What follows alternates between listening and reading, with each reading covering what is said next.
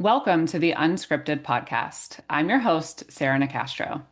Today, we're going to be talking about the importance of articulating your service North Star and defining what it will take to achieve that vision.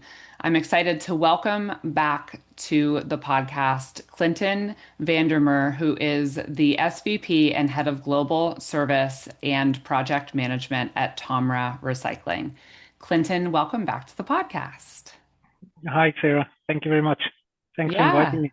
absolutely. Happy to have you. Clinton and I had an opportunity to have a discussion around this topic at the Field Service Palm Springs event this year.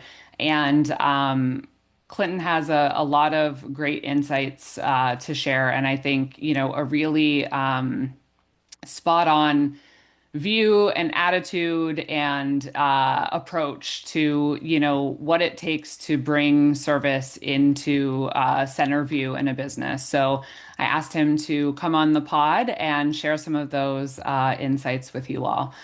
So Clinton, before we get into the topic for today, can you just tell everyone a bit more about yourself, your role, and Tomra's business? Yeah. Thank you, Sarah. Thank you very much for the opportunity. I've joined TOMRA about 3 years ago. TOMRA is a global leader in providing sorting technologies to the waste recycling industry, not just plastic recycling, but also metal, as well as in our mining industries. We have quite a bit of equipment deployed globally in various locations around the world. And we're certainly striving to make sure that our customers take a lot of value out of the waste that we as people generate on a daily basis. I'm running an organization. We are quite a large service organization, quite a dynamic market, and it's quite exciting to see how the focus is on sustainability as well as on circularity. It's a lot of stuff. It resonates very close to my personal ambitions in life as well. So, Hmm. yeah. Absolutely. So let's start with tell everyone what a North Star is and why you feel it's important for service leaders to have that North Star vision. Yeah. So, Sarah, for me, a North Star vision is a clear, compelling, and long-term guiding statement that really defines what ultimate value an organizational team aims to deliver and who they aim to become. For me, it really acts like a compass, pointing true north through complexity, ambiguity, and change. Yeah. And you said who they want to become. So it's part of this is, it's aspirational. It's not just here's our goal, right? Yeah, It's not just sort of what is the objective, yeah, but it's a bit more compelling than that. So can you share yours with us? yeah, yeah. So when I joined TOMRA and looked at all of the different aspects that the way we do service, the way we provide value to our customers, I very quickly realized, ours is certainly to become fully remote over the next 10 years and Hmm. being able to provide 100% remote service to our customers by 2035. And this while all, trying to maintain our role as a trusted advisor to our customers. And for me, it's really not just a goal, but the guiding purpose behind all goals. Hmm. As you said, it's not just a strategy, but it shapes strategy. And I try to think of it as a destination you never fully reach, but always strive towards, and aligns teams, decisions, and behaviors, especially in our organization. Hmm. Yeah. So fully remote service by 2035 is, a bold aspiration. So would you say for a North Star, is being bold a requirement? Yeah. It needs to inspire people, Sarah. I think a bold North Star really captures hearts and minds. Hmm. It looks at how do we energize your team, aligns our leadership internally, and makes people feel that they're part of something transformative and not just incremental. For me, 100% remote service by 2035 isn't just a technical evolution, but it's really for us a paradigm shift on how we're going to do things in the future. It also signals, that we are not just here to tweak today or yesterday, but we're really here to build tomorrow. And I think that's really what resonates pretty well with, a good North Star vision. Mm-hmm. And, it also drives that clarity in complexity because, service is not easy and it is not straightforward as the service landscape is really complex through digital transformation, AI, customer expectations, cost pressure. I think really a bold vision acts like a lighthouse and it makes it easier to prioritize, decide, and delegate. Mm-hmm. Yeah, that's a really good point. So, for this vision to come to fruition, it has to resonate outside of just the service function and across the business. And I'm curious if you can sort of, talk a bit about how you use your North Star, but also the art of storytelling to create the influence you need to make sure that you have that alignment and support and understanding of, not only what you're aiming to do, but what the relevance of service is to Tomra's business. Mm. I think we had a discussion about this in Cologne Hmm. about storytelling. But stories really inspire and move people to act, especially bridging that gap between a strategy and emotion that you sometimes find in organizations. But it also transforms your vision from a PowerPoint slide into a shared movement people want to be part of.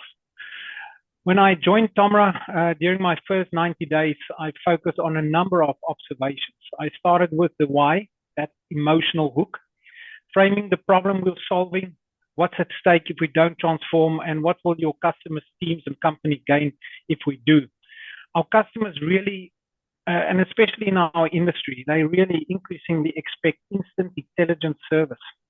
And in traveling to fix problems that AI could predict or software could fix remotely or just, is just not inefficient. I think that a lot of organizations struggling with is how can we get better, more, let's say more efficient, Hmm. because it's no longer acceptable and we must involve or we risk becoming irrelevant. I think secondly, I started using customer impact stories, bringing those real stories of service scenarios where remote support saved the day or where lack of it caused friction. Today in some of our countries, we already have an 80% first-time fix rate by resolving issues remotely without needing to parachute a technician onto site. This certainly helps our customers with quicker response time and as well as higher uptime on that equipment. Hmm. But also the storytelling really paints the future and it makes it tangible. And especially when I describe that 100% remote, what it would look like over the next couple of years, it's not just technically, but how it feels for customers, employees, and a business. I try to picture this. A customer receives a proactive alert. They get on a live call with our expert agent, and their system self-heals. And in some cases, before they even know that there's an issue. So, and that helps us with no travel, no delay, just trust and uptime. I think, Hmm. that's where we're really aiming towards. But what is really important is how do we tailor our story for different functions internally? And I think this is, maybe one of the points that I'll get to later on is that cross-functional collaboration. Hmm. How does sales use remote service as a value differentiator that helps close deals? I think it's also a huge benefit to customers with lower costs because we're not charging them for the travel, better uptime and higher production. Hmm. For our engineering teams, it's less time spent firefighting means more time innovating. From a finance point of view, this unlocks millions of operational efficiency and cost. And then obviously for your HR, it creates more flexible, modern service workforce, attracting a diverse workforce for the future. Hmm. Um, but I think lastly, make it personal, make that story personal, share your own why. Why does this vision matter to you as a leader? And people follow people, not PowerPoint presentations. I've Hmm. been in this, I've been in this game for 20 years, Sarah, and I've seen what world-class service can do. And I believe that transformation is how we stay relevant, valuable, as well as making sure that our people are proud at what they do and the purpose that they provide to our customers. Yeah. It's interesting as you were saying that, I was thinking about the power of storytelling and the importance of it, especially for service leaders trying to explain such a complex function to other stakeholders in the business that don't necessarily have the time or want to put in the effort to understand all of that complexity, right? So it needs to be simple, it needs to be clear, you need to understand your audience. But I was thinking, I had sort of a visual pop into my head as we started talking about that, as the North Star being sort of the title of the book that you're giving to people, right? So it needs to Yeah, be compelling, it needs to hook yeah. people in to want to understand what's beyond that. Um, yeah, so let's talk about the strategy. So you have this North Star. Obviously, you need to also have a strategy for how you're going to work toward this bold aspiration. So you have said that you must set a strategy that is aggressive but attainable and inspiring but relatable. So how do you strike that balance? Mm. I think, for me, it's really define that strategic horizons. Um, in even today, everything that we do, we try to attach it to that North Star vision.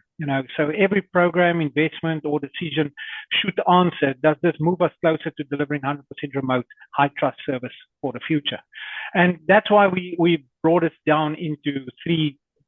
Having that in different strategic horizons for your short, midterm, and as well as long term. So Horizon One, we look at, how do we strengthen our remote capabilities?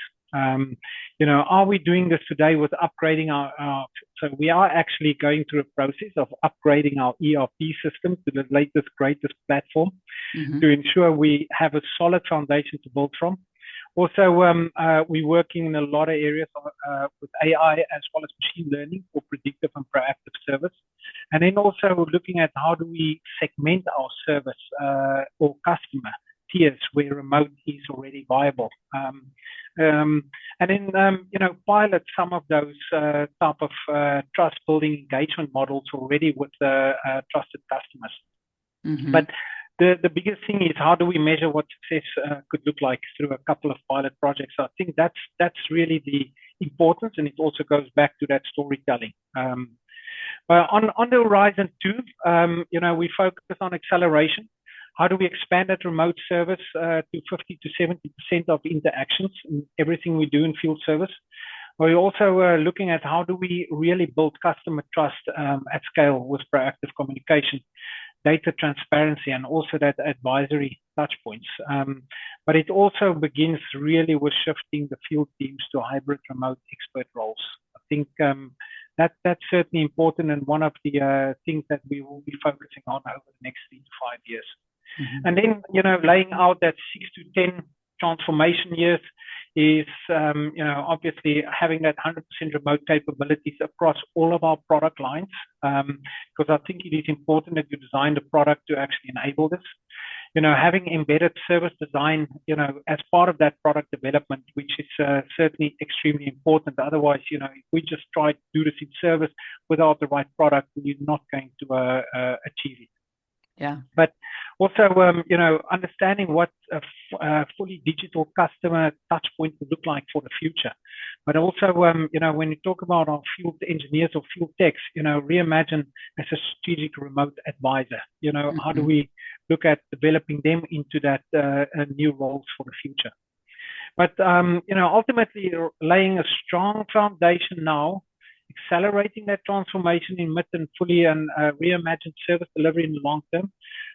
You also need to make it really aggressive by setting that bold but measurable goals Hmm. and attainable by involving your frontline and celebrating milestones. Hmm. I think this is really, really important. Yeah, absolutely. Now you talked about in that third phase, working toward service-centric design, right? And so again, we're back to this cross-functional collaboration because to be able to do that, you have to be aligned with R&D. You know, they need to understand why this matters and what that vision is. So I know you spoke about a bit about the importance of that cross-functional collaboration. Is there anything else you can share in terms of, you know, why it's so important or what you have learned works well or Yeah. doesn't? Sarah, firstly, I think this is why I so much love the service industry because service touches everything from product design to customer experience, IT infrastructure to data governance. So, that remote service transformation depends on alignment across R&D, sales, IT, ops, and more. So and that's so relevant for us to actually, how do we trust and co-create and remain that trusted advisors to our customers. But we also need marketing to tell the story and Hmm. sales to position it and product to design with supportability in mind. And in a lot of cases, speed and scale require orchestration. So as you can't scale remote diagnostics, AI, or digital tools without cross-functional teams driving integration, that adoption, as well as change management, you are not going to make any headway. Hmm. But I think what is really important is create that shared ownership of outcomes. Hmm. Frame your remote service is not just a service project. And I can see that in TOMRA. We focus a lot on how is it that we can have a shared vision built on that. So and what is great to see that it is not just built around the service project, but as a business-wide evolution. So Hmm. and then obviously using those shared KPIs like customer uptime, NPS, as well as digital resolution rates. Hmm. But I think what is really helping us, and as I said, when I started with TOMRA, I had some early engagement of some adjacent functions where we're now looping in product sales and IT early, and not just build this on a service prototype. So we really co-create roadmaps together. But Hmm. it also helps us to translate it into that vision, into what's in it for them. It's not just Hmm. what's in it for service, but really what's in it for them and meaning our customers. And then, we also try to tailor the narrative for our sales team. This gives us a competitive edge, more renewal conversations. Hmm. For our products, remote capability reduces for support load and field escalation, so as you can understand. And then for IT, this modernizes our stack with measurable ROI, which is certainly important from a financial standpoint as well. Yeah. But Yeah. I can tell you, having that dedicated cross-functional project aligned with teams, it really helps you to build on specific pillars like modularity in machine design, fully Hmm. connectable, proactive support enablement. So all of these type of pillars then becomes quite relevant.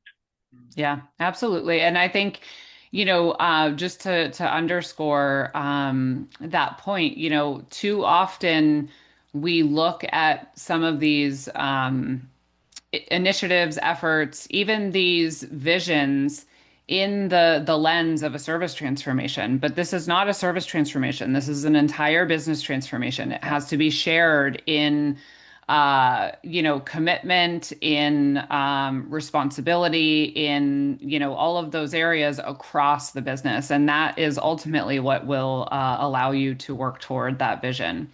So another important area that, is requires pragmatic action to move toward your North Star is rethinking your talent approach. Big topic in our space right now. What does this look like in the context of your vision and what you're working toward? Yeah, that's one of the biggest levers for realizing that North Star vision. So we're not just changing what people do, we're really looking at how changing how they think, work, and grow. And this is to curb the current challenges, as you mentioned, as we see it with aging workforce, scarce resources, etc., etc. And I think all service organizations struggle with that today. So my observation is that service skill set is evolving fast. You get more tech savvy, data fluent, customer oriented talent is now really essential, and not just the hands-on fixes. So field roles are being redefined, and but certainly not removed. Just want to make clear. I mean, I'm not seeing that we are eliminating field service, but rather how elevating it. And I think that's really important, and that's an important message. So field engineers or technicians are becoming remote problem solvers, customer coaches, and data interpreters. And cultural needs to shift alongside those type of capabilities. So, and as your model becomes more digital, your talent pool expands, but so does the competition. So you'll need to rethink how to attract, grow, and retain high potential people, which is certainly very much relevant in service. But that talent transformation isn't just about reskilling. It's about reframing service work as a modern, strategic, and customer impacting career path, which is way different from just the people, the fixes. So when people see where they're going and feel supported getting there, I think they'll go much further than you imagined. Yeah, I know you shared with me at one point a vision of, these folks working in coffee shops in their flip-flops and doing their job that way. And, the thing that is exciting about that is the appeal that it opens up for, to your point, a much broader type of talent pool, and so that is exciting. Also providing flexible working hours. With newer generations coming along, a lot of them don't want to work a 40-hour week anymore. Right. And how do you accommodate that in field service? Today it's very difficult because, on your 8th hour, a machine breaks down, you need to go support it. So it's really, really tough. But I think with digital service support, you can certainly then flex your resources, that you can have certain people dialing in at certain periods of time, and then providing more proactive, solution-based type of service to your customer. Yeah, absolutely. So you touched on this as well, but I want to come back to the importance of a solid digital foundation. So, you mentioned you're in the process of going through an ERP upgrade to a more modern platform, and also working to look for those opportunities to layer sophistication on top of that with AI and all of these different things. So, what is the thought process here on, the best way to approach getting that foundation in place in the way that you need to work toward your North Star? Yeah. Remote service depends so much on digital intelligence because you can't fix what you can't see. I mean, that's why you require a strong backbone to enable that real-time data for assets and systems, providing that predictive insights to prevent issues before they happen, and then also that remote visibility and control to troubleshoot and resolve at scale. I think those are, the 3 key points I really want to highlight that. But as you know, customer expectations are rising very fast, and because they want frictionless, transparent, on-demand service. But what does that mean? That means you need to have an integrated platform through your CRM, your service, your IoT, your AI tools that you use, but also looking at more self-service, proactive alerts, digital engagement. And, for us, we also want to empower our customers to do more with the systems than instead of calling us to come and release an emergency stop on the system. But it's really providing that customer also the end-to-end visibility for both us and our team, on what the systems are, how they're performing. But, for me, scalability equals speed plus consistency. I think without these modern systems, you can't scale globally or even regionally without excessive human effort.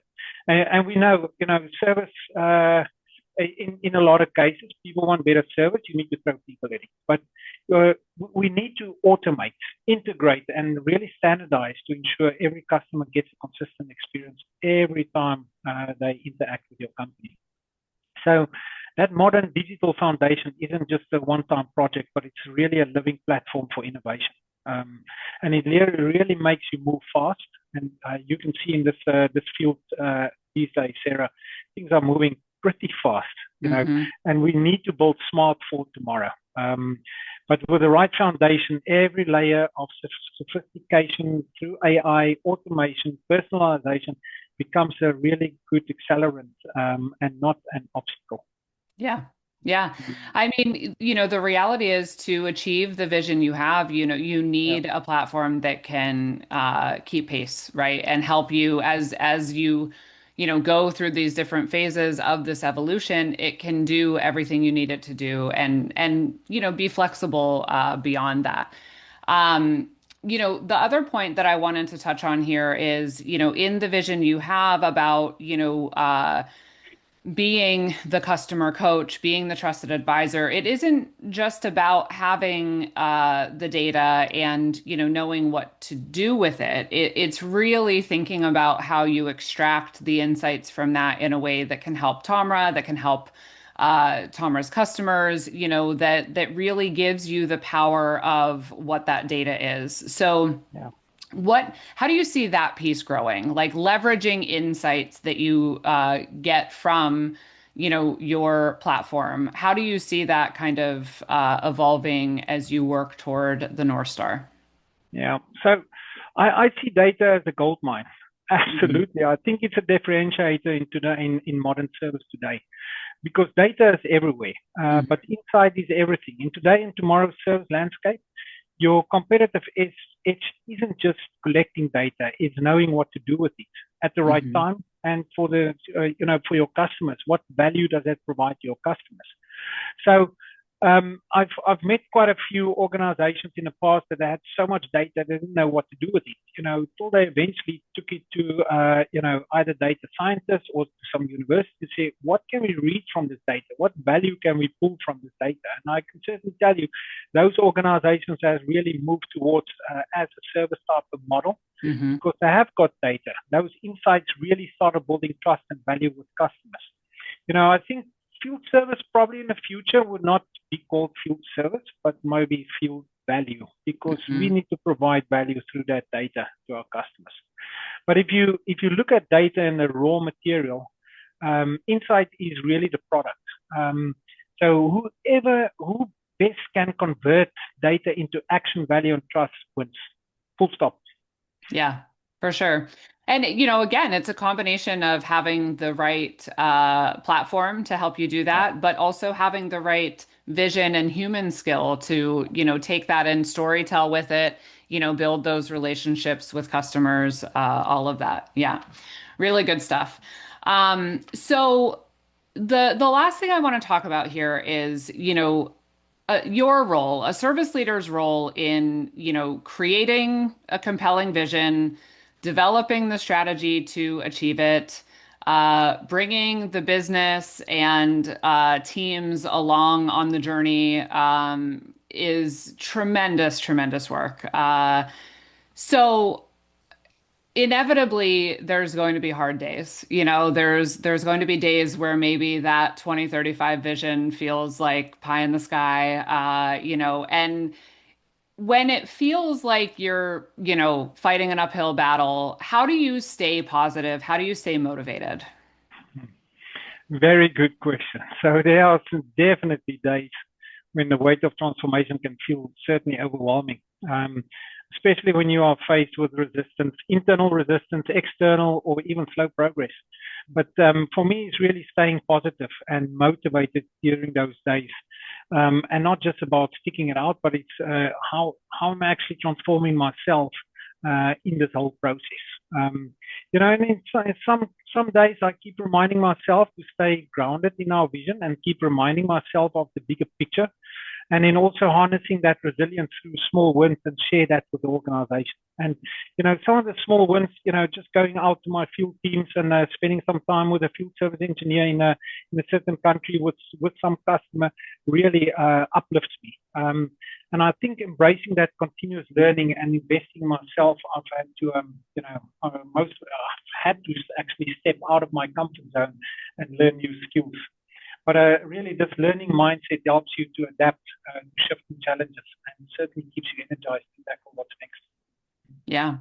Yeah, and you mentioned that going out and spending time with those folks uplifts you. It also uplifts them, I'm sure, and It's an interesting balance because as the leader, right, you in many ways are setting the stage for how others are looking at this, whether it's this arduous, stressful task or whether it's a positive opportunity, right? And so, you have to kind of work on your own mindset to your point. But at the same time, it is okay to have hard days. It is okay to have stressful times and to normalize that as well, right? So it's Yeah, figuring out how you work through those challenges and come back the next day with a fresh perspective and ready yeah, to, yeah. start back. Yep. Very good. And it is also positive to see the energy in a team. It also gives them a sense of, a vision of what they're working towards. So, Hmm. but it's nice to actually have that backing from a very, very good team and, also a support from your management. So it's, Yeah. yeah, Yeah, that's a key piece as well. This is yeah, really hard to accomplish if the vision is not shared at the top, yeah, yeah, yeah. yeah. Any other thoughts? Any final words of wisdom for folks? No, I think, maybe a few. I think, you know, I would say anybody that embarks on their North Star journey, really reflect on that progress. On those hard days, take a moment to look back on how far you've come, not just in Hmm. terms of strategy, but also your personal development as a leader. I think that's really important. And then also reconnect, with the why. You need to keep on reminding yourself of why this transformation is so important to the Hmm. organization and your customers. And that really helps you fuel, the push and, through the rough patches. But also look at focus on what you can control. There's always things that's going to, be out of your control.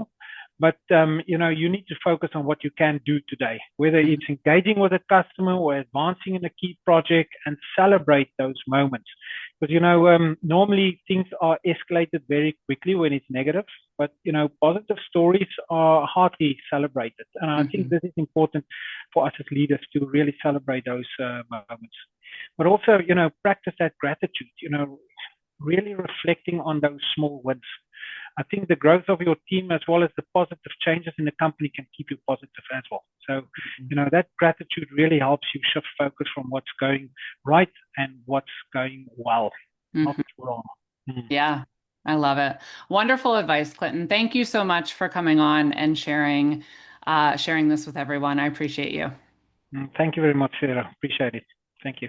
You can find more by visiting the home of the Unscripted podcast at futureoffieldservice.com.